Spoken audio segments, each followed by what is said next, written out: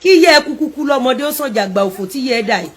ìyá ẹ sì wà láyé òdẹ jẹ èèyàn ìyá tó ti yẹ kó wọlé kó lọgún pa báwo ni yẹ ṣe máa wáyé tó dẹ lókìkí o lówó o jẹ èèyàn o mọ̀yàn o níláárí ìyá ò níláárí at 85 o wá ń ra nylon 25 ọ̀pá mẹ́rin olórí burúkú yẹ ẹ ìwọ náà wò àǹkárá 225 àǹkárá oníláìlọ ó jogún kókó ní lọ́wọ́ ìyá ẹ̀ ló ti jogún kókó olórí burúkú kí ló dì sẹ́nu ìyá olórí burúkú ìyá olójú bí ojú ẹtù wò ó kókó lẹ́nu ìyá ẹ̀ ọmọ ìyá oníkókó àwọn ọmọ tán dé lẹ́yìn ẹ̀ wọ́n lórúkọ àwọn ọmọ tó dé lẹ́yìn ẹ̀ wọ́n ti jẹ́ èèyàn ṣó yẹ kí o máa ṣe ṣó ìwọ tí ò dá fún ayé ń wo ẹ láwò sunkún owó rẹ láwò rẹ́rìn ìwọ tó rí jájẹ nínú ìwọ tó rí jájẹ ilé ayé gbogbo ṣòkòtò ló ti bẹ́ mú ẹlẹ́pọ̀n ọjọ́ wo la pàdé ẹ̀ location tí gbogbo kóró ẹpọ̀n ẹ mẹ́fẹ̀ẹ̀fà tó dà sílẹ̀ ńlẹ̀ láṣẹ àrèjà àpalẹ̀ mọ́ ẹpọ̀n ìjẹ́ ẹ ló sọ pé kóró ẹpọ̀n ẹ mẹ́fà ni òun lẹ́pọ̀n ẹ gbà pé kó o ṣí géètì kádàrá títí ẹ wọ súùtù kádàrá ẹ ò lè ṣe lover boy àwọn ọmọ tí ò tó ẹ wọ́n ń ṣe lover boy tó máa wọ swimming trunk báyìí tó máa wọ swimming pants tó máa kíìsì èèyàn olórí burúkú gate man ló ń ṣe ìgbà tí ò lẹ́pọ̀n tó fẹ́ kó sí pátá ẹni tó gbọ́ ẹ ti sọnù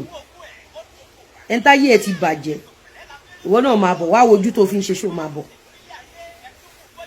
bọ̀ ẹni Ọlọ́run kó bùn mi wò mo ń bọ̀ ní tó bí mi nú jù ní kó wà lọ́n tọrọ róòsì lẹ́yìn tó bú mi tá ó lọ́n tọrọ róòsì kẹ̀ tẹ́mi bá bú yín tán orí tẹ́mi máa ń gbé síta ní òbèrè price àwọn aṣọ tí mò ń tà ní bẹ́ẹ̀ mi bá fún yín jẹ padà tí mo rí ó ti mú Arẹjàn lára láti ilẹ̀ kó máa báyé gbogbo ẹ̀dá tó bá ṣe láàánú jẹ ó ti mọ lára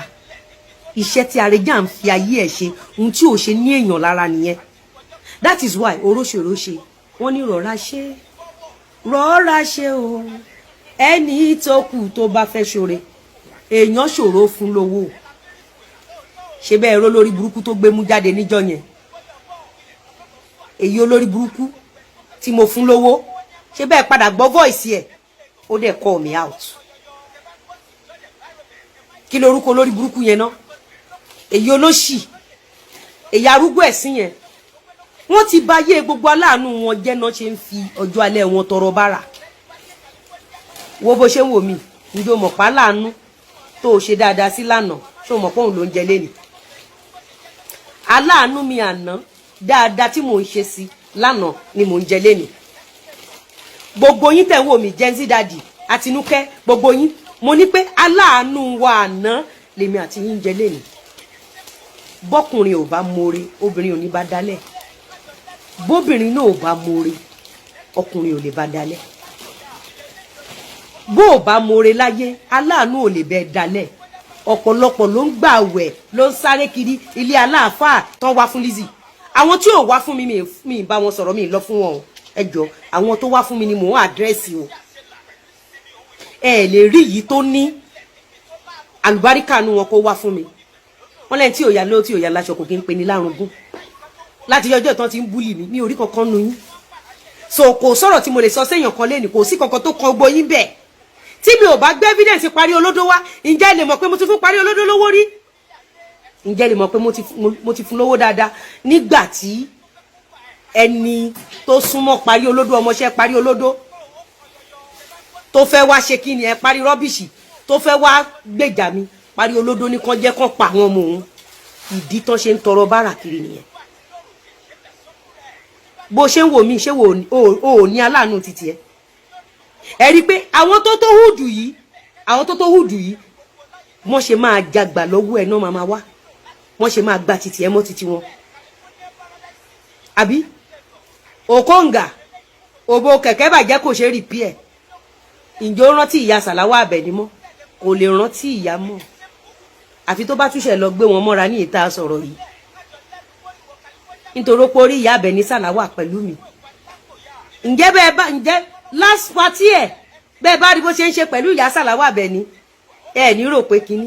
ṣọ́ra ògo ẹ ọwọ́ ẹ ló wà ayé ẹ ọwọ́ ẹ ló wà má jẹ́ kán fi èpin ní gbọ́n eré ayé ẹ dànù àwọn táwọn ń bá rìn ò lè impress èmi ò lè sún mọ́ wọn. Ohun tí Lizzy ní náà fẹ́ gbà, ohun tí Lizzy jẹ́ wọ́n fẹ́ jẹ, wọn ò dẹ̀ lè ṣiṣẹ́, wọn ò dẹ̀ lóyà, wọn ò dẹ̀ mọṣẹ́ ṣe. Bíọ́lá Gbádéwọlé abẹ́ túríṣẹ̀ pẹ̀tẹ́rì pẹ̀lú ya nítorí pé ó ti rí màmá lọ́jọ́ oyè mi 2019 ohun tó ṣe bẹ̀rẹ̀ orí burúkú ẹ̀rẹ́ pẹ̀tẹ́ nìyẹn. Ọdún yìí ń kọ́ ó ti lọ gbé ìtagí wá wọ́n tún retí ta ni Lizzy mọ̀ lójú wọn ìyá Àbẹ̀ní Sàláwà àti ìyá ìtagí wá lójú wọn àwọn náà kó fún Lizzy ó ní Ìyábọ̀ ṣe gbé fóònù this movie is I spend a lot come and give me money ó lọ sí olóbò yànmọ̀ kó má lọ wáṣẹ́ ó dọ̀la Fẹ́mi àti Ọlámúbọ̀ analyse pàtí ẹ̀ tí máa fi tọ́ sí tó máa yọ̀ wọlé line by line. Mo kàn ń pàkíyèsí yín ni kẹ́ ẹ wo bí àwọn olórí burúkú ìṣe ọ̀pẹ́rẹ́tì. Mo kàn ń pàkíyèsí yín ni. Ẹ rí Ìyábọ̀ Òjó pẹ̀lú ìyá Àbẹ̀ní Sàláwà rí. Ẹ rí Ìyábọ̀ pẹ̀lú ìyá Ìtagíwá rí. Bọ́n ṣe ń ṣe nìyẹn. Ìdí tí pátì mi tí mo ṣe lórí ẹ́ńtà ìdí tí mi ṣe gbé fídíò ẹ̀ jáde nìyẹn. Ìyá Ìtagíwá mo mọ̀ọ́mọ̀ tẹ̀lé màmá jáde torí mo ti mọ̀ pé wọ́n nẹ̀sẹ̀ bá máa rí ìyá Ìtagíwá ọ̀dọ̀ wọn lẹ ti máa rí ìyá Ìtagíwá. And I was right. Wọ́n ọmọ yàn wọ́n jẹ́ nǹkan kan. Imagine kéèyàn pẹ̀lú ìyá Ìtagíwá lọ sí party kó wá máa ní wá gbé microphone sí wọn lẹ́nu kan wá donate ṣé ò ń gbọ́. So torí pé o ti rí wọn ní party mi lórí ẹ́ńtà. Ó rí bí tí mo gbé wọn lọ ní Oriental. Ọmọ ẹ̀ tó fi ń gba Oriental lọ́bìnrin ẹ̀ tó fi ń gba Oriental kó wá bèrè wípé èèlò ló máa fi gbé olóúnjẹ wọlé tó bá yẹ pé 10 million naira ló gba Oriental tó bá máa gbó lóúnjẹ wọlé mi tí rí ti yín ro ẹjọ́ dọ̀lẹ́ ẹ̀dẹ̀ máa gbádùn mi. Mo kàn fẹ́ pàkíyèsí yín pé ṣé ẹ rí màmá wa Ìtagíwá àbẹ́ ẹ̀ rí wọn ẹ wá ìmájá máa ní kò lọ patí kò ṣe patí kò lè réèyàn pé wọ́n fẹ́ mọ àwọn connections ẹ̀ ìwọ ló máa yára ẹ̀ ń brain ìwọ ló máa ṣe kí ni wọ́n fẹ́ fipá wọ́n fẹ́ búlì ẹ wọ́n fẹ́ gba tilẹ̀ dọ́là. Bàbá ẹ̀gbọ́n nǹkan tí Arejan ló fẹ́ release for some of you Lizzy ó ń búlì ìyá wọn ó ń búlì bàbá wọn. Ẹ̀gbọ́n nǹkan tí Arejan sọ ń bí kí lẹ gbọ́ tó sọ. tí o ní tó 10 days tó yẹ pé tí o bá ti dáwó yẹn padà fún mi báyìí tó ń promise ló fẹ́. tí o bá ti dáwó yẹn fún wá dá padà fún mi àti tí wọ́n ti. àti fọ́tò ẹ̀ àti orúkọ ẹ̀ ṣe rí pé àwọn ọmọ ní tíátà ló kọ́kọ́ bẹ̀rẹ̀. kí lẹ gbọ́ tí Arejan promise aláàánú ẹ̀. àjọ ń ṣe show yìí ni ẹ jẹ́ máa rí kọ́mẹ̀ntì yín. àjọ ń ṣe show yìí kí lẹ gbọ́ àtorúkọ ẹ̀ àti kí ni àti ilé ẹ̀ àti kí tún ni. àtorúkọ bàbá ẹ̀ àti ibi tó fara pamọ́ sí nínú. àtorúkọ bàbá ẹ̀. This is how they've been operating to waste many lives. Ṣé èmi tí mo fetí ara mi gbọ́n bí tí Arejan ti ń sọ wípé òun máa gbé fọ́tò bàbá aláàánú ẹ̀ síta.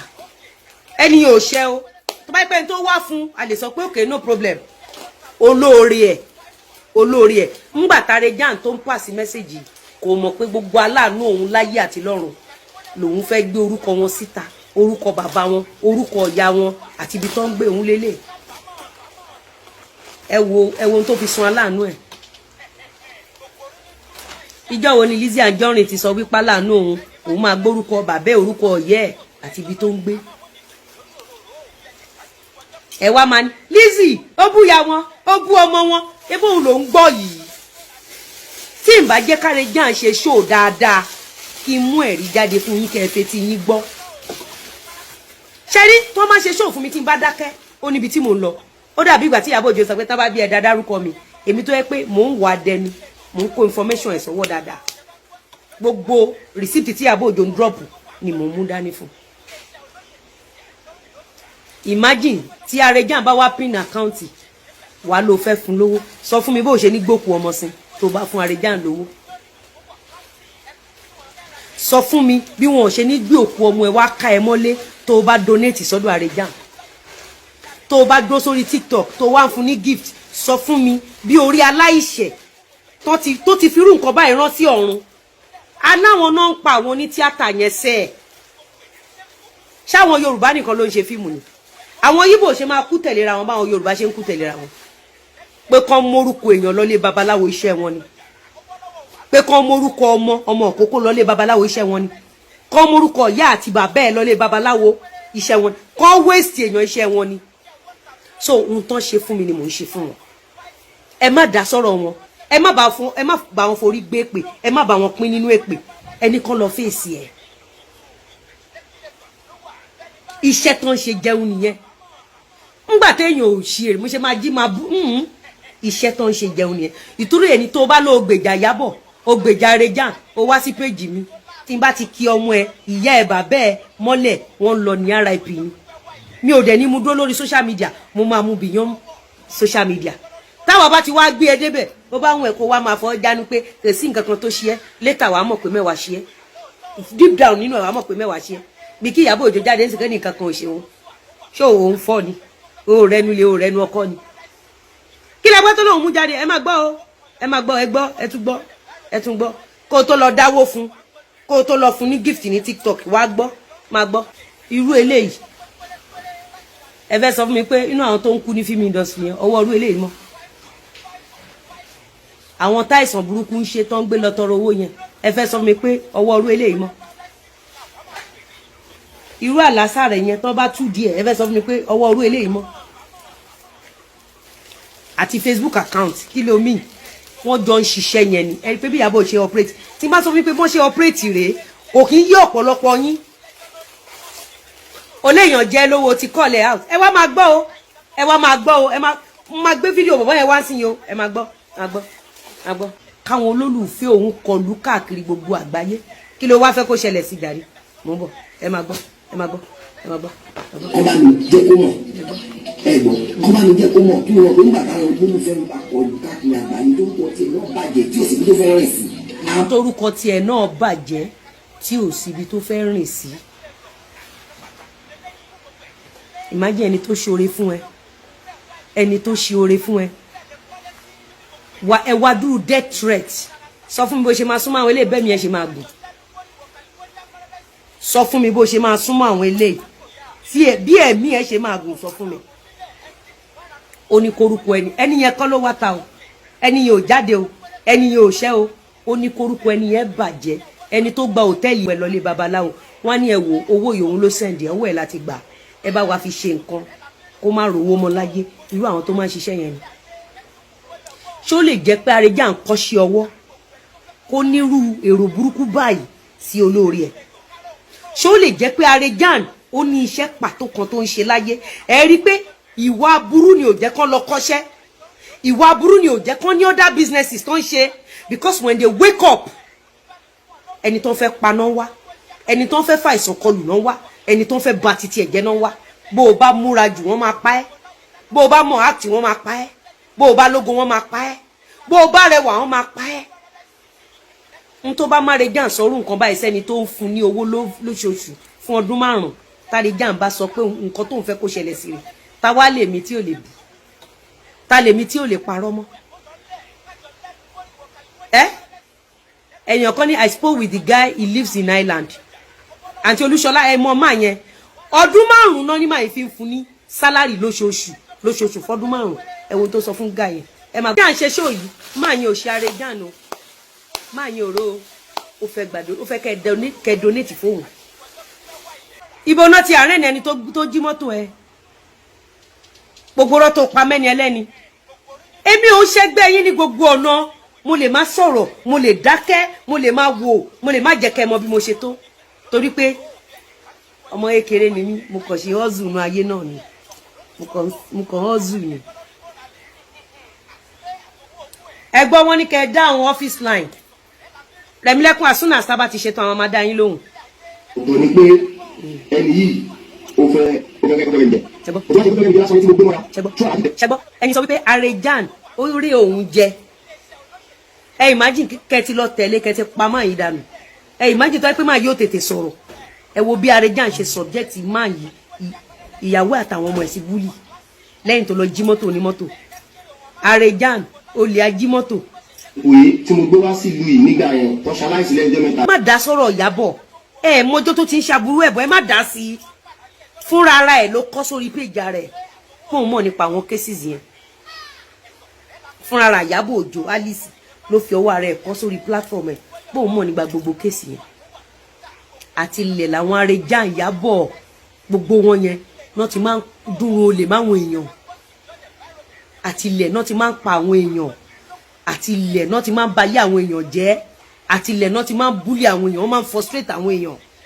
àti ilẹ̀ níṣẹ́ wọn nìyẹn òun lẹ ṣe rí tàtúbọ̀tán wọ́n ṣe bàjẹ́ wọ́n ní cinema pointer ó ti review fíìmù yín olóṣó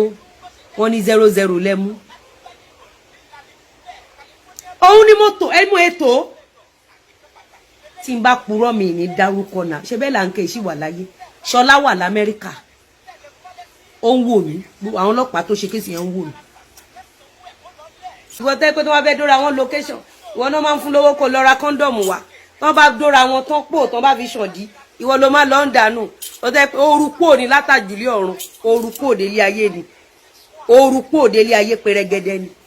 olòṣì olórí burúkú ọmọkùnrin tiẹ̀ dúró olórí burúkú ó tẹ̀ ó kọ sí ó tún kọ w ìgbà tó dọ́wọ́ sàlẹ̀ ó kọ ké olòṣì olòṣì ọmọ wèrè olè ajímọ́tò pínpínpín ajímọ́tò pínpínpín ajímọ́tò olòṣì wèrè ọmọ olórí burúkú elétí takété bíi ṣọ́ọ̀ṣì oko lóṣì ọmọ wèrè irú èmi ló fẹ́ bú ìwọ tó ti tán fún ó wá bú mi tán ó wá ní kán fún ẹ ní róòsì 20 róòsì yẹn ló máa wó pa ẹ lójú oorun lórí burúkú ọmọ olóṣì ó bú mi tán ó tún ṣe ó ṣe rẹ́kọ̀dù fún mi ó ṣe rẹ́kọ̀dù 4 minutes ìwọ tó yẹ kó o ṣe rẹ́kọ̀dù ní àtàn ó wá ní ẹgbẹ́ fún mi 20 róòsì ẹ fún mi ní 20 ogún ní róòsì lẹ́yìn tó o bú Lizzy tán ó rí pé kò lè dáa fún ẹ mọ́ láyé ńgbà tó o bú Lizzy tán ó yẹ kó o ṣe báyìí ni